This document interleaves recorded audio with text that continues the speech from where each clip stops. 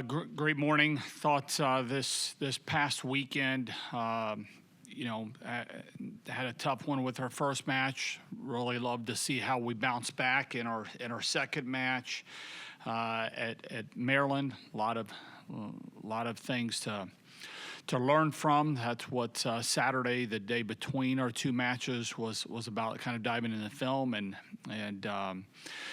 learning from that and moving forward. I thought we did an excellent job with that. And we've got the LA schools coming in here this weekend. Two really talented teams. I think UCLA we have on Friday night already has 4 top 25 wins on the season, and a very young and talented USC team on Sunday.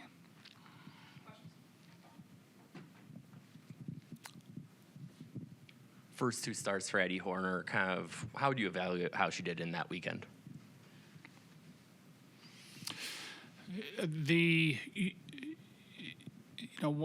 think one of the things we value is growth.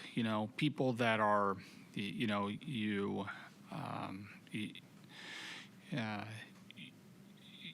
thrown in. I was going to say the lion's den, but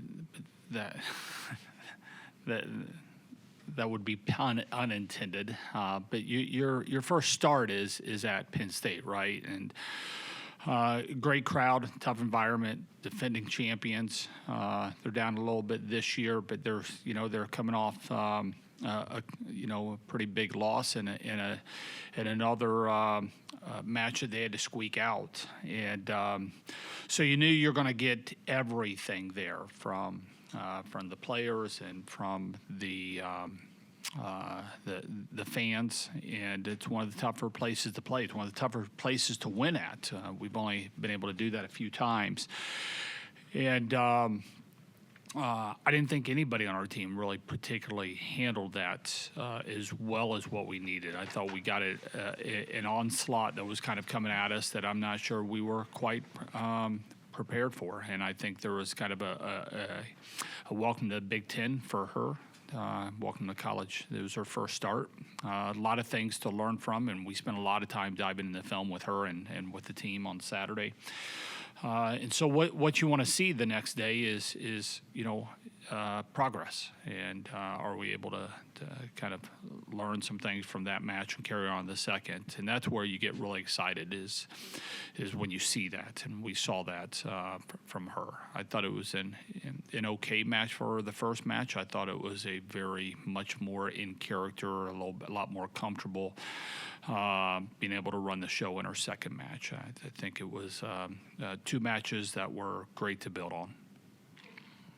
So Kelly, you talked about Saturday with the film work. Just what did you all kind of stress during the film and the day between the Penn State and the Maryland matches? It was a lot. It was a focus of the differences between the two teams behind the service line. I didn't think we served with a lot of confidence and aggression. I thought it was a big difference between how teams were handling out of system, 1 option and 2 option balls, and I thought they were a lot more dynamic. The film backed that up in out of system situations than what we were. I thought our defensively, I'm not sure exactly what we were doing. We went rogue quite a bit in where we were at defensively, and I think those are times when you're pressing or you're worrying about the previous play rather than actually reading the game.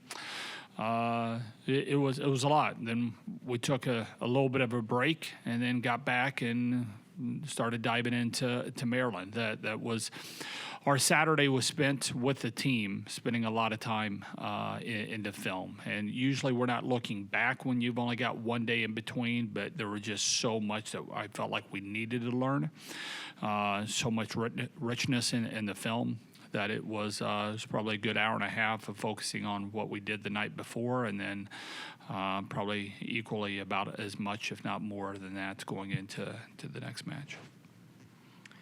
Coach, what has been the impact so far this year of Alicia Andrew, both on and off the court, and kind of 2-parter, what stood out to you about her in the portal this offseason? Yeah, it's anytime that you've got I think she was leading the Big 12 in hitting percentage in conference. And, anytime that you've got somebody that's doing that, and, certainly one of the power conferences, you kind of, you perk up when they go in the portal. Her maturity's been really important to us. The fact that she's, we've got 5 freshmen that are in the rotation right now. And I think at one point in our Maryland match, it was all freshmen and sophomores that were on the court. And so we're a young team. I think right now in our rotation, we've got one player that was on our team last year that was in the rotation. So we wanted to get older. We wanted to get more mature. We wanted to get more experienced. We wanted to get more talent. She brings all of that. Allie's been is not only what we hoped we were going to get with her, she's exceeded what we thought we were going to get from her on and off the court. And that's, I don't know if that's rare, but you get pretty excited when you get somebody that exceeds what you're hoping you're going to get out of them. Uncharacteristic night for Mimi on Friday. Kind of what did you take away from that? And is there kind of a learning opportunity for her out of that? Since they did better against her than probably anybody else this season. Yeah, I'm sure there was. I think it was probably her first match, her only match up to this part there where it was probably subpar for her. She's put together an amazing season. I don't think that tells us anything. It was a tough match for her, as it was for most of the people that were in our jersey. So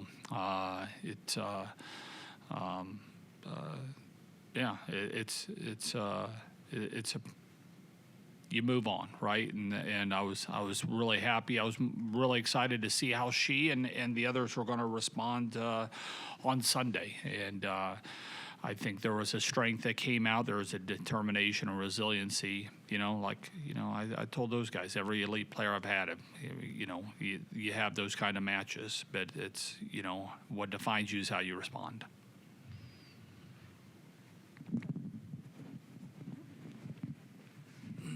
How have you seen Charlie kind of still contribute as, on the sideline, and any update on her status? No, I'd say, she's a pretty enthusiastic human, and she's got some dance moves that are happening over there on the sideline. It looks like when I go back and watch the film, you hear her having, we're at our serve and pass at Maryland on Saturday, and she's in there kind of talking during the matches, during the timeouts. She's, at times pulling Addie aside and giving her some feedback and information. Progress-wise, I don't know. She's getting a little bit of range of motion, which is kind of nice. But do we have a timeline or anything?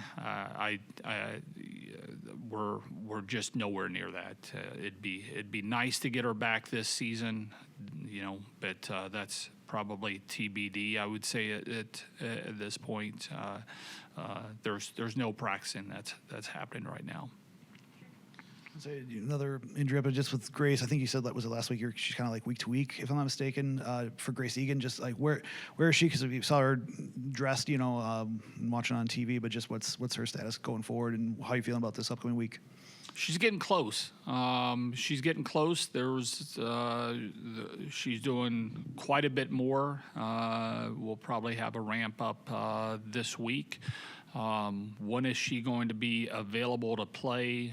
At this moment in time, I don't know that, but we're in a lot better situation than what we were this time last week.